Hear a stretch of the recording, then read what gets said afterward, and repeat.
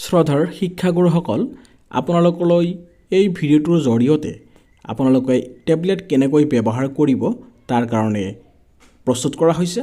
ছাৰ-বাইদেউসকল, মাননীয় শিক্ষামন্ত্ৰীগৰাকী আৰু মাননীয় মুখ্যমন্ত্ৰীগৰাকী ডক্টৰ হিমন্ত বিশ্ব শৰ্মাৰ নেতৃত্বত অসম চৰকাৰে এটি এটেণ্ডেঞ্চৰ ব্যৱস্থাৰ কাৰণে আপোনালোকলৈ আগবঢ়াব এপ্ৰিল মাহতেই টেবলেট।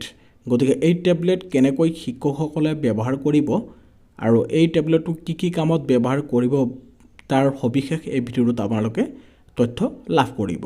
আপোনালোকলৈ এটি অনুৰোধ, আপোনালোকে যিকোনো ধৰণৰ শিক্ষামূলক বাৰ্তা বা ইনফৰমেশ্যনসমূহ আমাৰ এই চেনেলৰ জৰিয়তে পাবলৈ সক্ষম হ'ব আৰু অনুগ্ৰহ কৰি আপোনালোকলৈ এটি অনুৰোধ, আপোনালোকে এই চেনেলটো ছাবস্ক্ৰাইব কৰি ল'ব। তো বলক ভিডিঅ'টো দেৰি নকৰি ভিডিঅ'টোৰ মূল উদ্দেশ্যলৈ আহোঁ। ৰিমছ নামেৰে আমি এটা মোবাইল এপ্লিকেশ্যন দিছিলোঁ আৰু এই মোবাইল এপ্লিকেশ্যনৰ জৰিয়তে আমি সকলো শিক্ষকক তেওঁলোকৰ যাৱতীয় প্ৰয়োজনীয় তথ্য পাতি আমি চৰকাৰক দিবৰ কাৰণে অনুৰোধ জনোৱাৰ লগে লগে ব্যৱস্থাৰ লগতে আমি ছাত্ৰ ছাত্ৰী, শিক্ষক, বাকী কৰ্মচাৰীসকলৰ উপস্থিতিৰ ব্যৱস্থাও এই এপ্লিকেশ্যনত কৰা হৈছিল। কিছুমান শিক্ষক সংগঠনে ইয়াৰ বিৰোধিতা কৰিছিল আৰু তেওঁলোকে কৈছিল যে তেওঁলোকৰ ব্যক্তিগত মোবাইলত এই তথ্যসমূহ চৰকাৰক দিব নোৱাৰে, ব্যক্তিগত মোবাইল ব্যৱহাৰ কৰিব নোৱাৰে, তেওঁলোকৰ ব্যক্তিগত প্ৰাইভেচি ইয়াত বিনষ্ট হয় আৰু এইটোক লৈ তেওঁলোক হাইকোৰ্টো পাইছিলগৈ।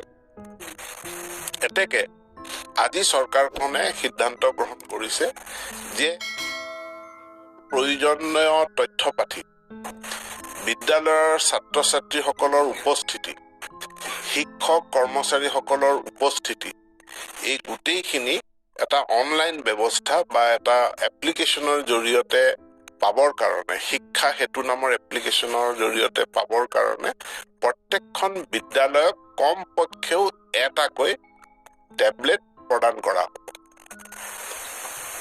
আৰু এই টেবলেট ইতিমধ্যে সমগ্ৰ শিক্ষাই ক্ৰয় কৰিছে। টোটেল আমাৰ স্কুল কিমান?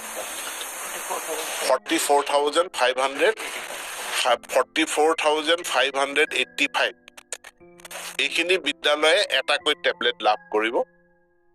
যিসমূহ বিদ্যালয়ত ছাত্ৰ ছাত্ৰীৰ সংখ্যাধিক্য আছে, বহুত বেছি ছাত্ৰ ছাত্ৰী আছে, সেই বিদ্যালয়সমূহত আমি দুটাকৈ টেবলেট দিয়াৰ ব্যৱস্থা।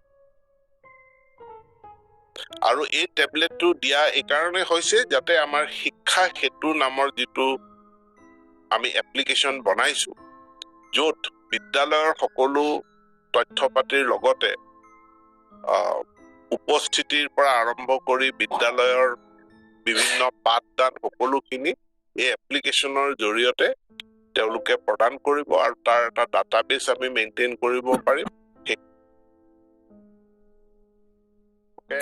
নিজৰ ব্যক্তিগত মোবাইলত এই তথ্য দিয়াৰ কথাৰ কাৰণে চিন্তিত হ'ব নালাগে। তেওঁ বিদ্যালয়ত এটা টেবলেট দিয়া হ'ব আৰু এই টেবলেটটো শিক্ষকসকলে ব্যৱহাৰ কৰিব পাৰিব।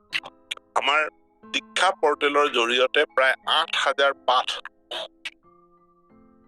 8,000 লেচনছ আমাৰ উপলব্ধ আছে অনলাইন ভাৱে। গতিকে শিক্ষকসকলে এই টেবলেটটোৰ জৰিয়তে ছাত্ৰ ছাত্ৰীসকলক পাঠদান কৰাৰ ক্ষেত্ৰতো তেওঁলোকে ইয়াক ব্যৱহাৰ কৰিব পাৰিব। ইয়াৰোপৰি সমগ্ৰ শিক্ষাই কেইবাটাও ছফ্টৱেৰ নিজাববীয়াকে ডেভেলপ কৰি লৈছে, যাৰ জৰিয়তে আমাৰ বিভিন্ন যেনেকুৱা ICT, smart classroom, tele education classroom, এইবিলাকৰ কেনে অৱস্থাত আছে তাৰ ৰিপৰ্টিং কৰিব লগা হয়। ক'ৰবাত যদি কোনো এটা কম্পিউটাৰ বেয়া হৈছে বা টেলি এডুকেশ্যনৰ ক্লাছটো চলা নাই, সেই ৰিপৰ্টিঙৰ কাৰণেও টেবলেটটো ব্যৱহাৰ কৰিব পাৰি। তেওঁলোকৰ আন্তঃগাঁথনিৰ প্ৰয়োজন সম্পৰ্কেও টেবলেটটো ব্যৱহাৰ কৰিব পাৰি। গতিকে মই ভাবোঁ যে ই আমাৰ স্কুল মেনেজমেণ্টৰ ক্ষেত্ৰত, যে বিদ্যালয়সমূহৰ ব্যৱস্থাপনাৰ ক্ষেত্ৰত আমাক এই প্ৰযুক্তিয়ে আমাক সহায় কৰিব।